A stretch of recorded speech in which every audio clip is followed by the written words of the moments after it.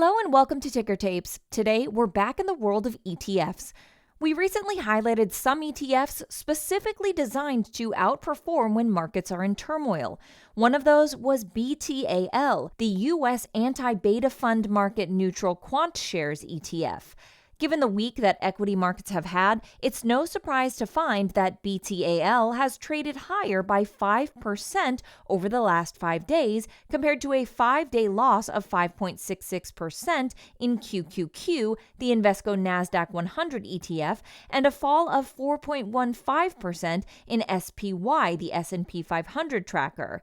The relative performance between the three funds is a perfect example of how investors can use ETFs for tactical trading as market conditions change. If sentiment improves and stocks rally, then ARCA-listed BTAL is likely to sell off again, whilst QQQ and SPY should bounce. Sentiment towards equities has become extremely bearish of late, and research specialist Bespoke Investments highlights the fact that many large-cap U.S. equity ETFs are now in extreme oversold territory, sitting 2 standard deviations below their respective 50-day moving averages. That doesn't mean that large-cap equity ETFs are necessarily about to stage a sharp rally. They can remain oversold for an extended period. However, statistically speaking, the situation can't continue forever. Turning to flows, bond ETFs seem to be back in favor, with almost $5.8 billion flowing into fixed income ETFs last week, and funds managed by iShares were the main beneficiary. HYG, the iShares iBoxx USD High Yield Corporate Bond ETF, picked up $2.46 billion in new money. MUB, the iShares National Muni Bond ETF, saw $1.28 billion flow into its coffers, whilst SHY, the iShares 1 to 3 year Treasury Bond ETF, saw just over $1 billion injected into the fund.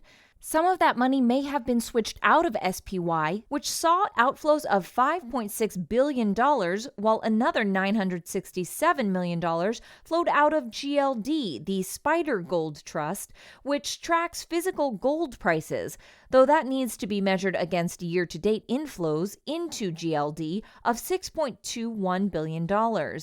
GLD has acted as a store of value in 2022 so far and is up by 0.27%. That compares to a fall of 4.82% in Ring, the iShares MSCI Global Gold Miners ETF.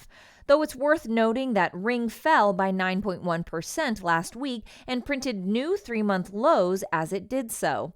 Its ETFs linked to cryptocurrencies and the blockchain have had the toughest time, however.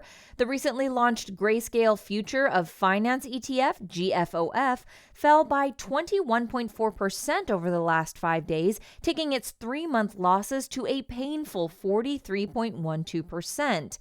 BKCH, the Global X Blockchain ETF, lost 23.56% in 5 days and is now down by almost 40% over the last month. What's next for ETFs?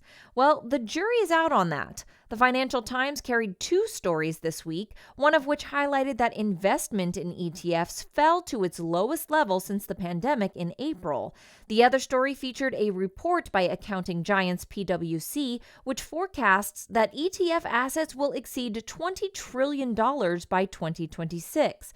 It's that kind of juxtaposition that makes the sector so interesting and important for traders.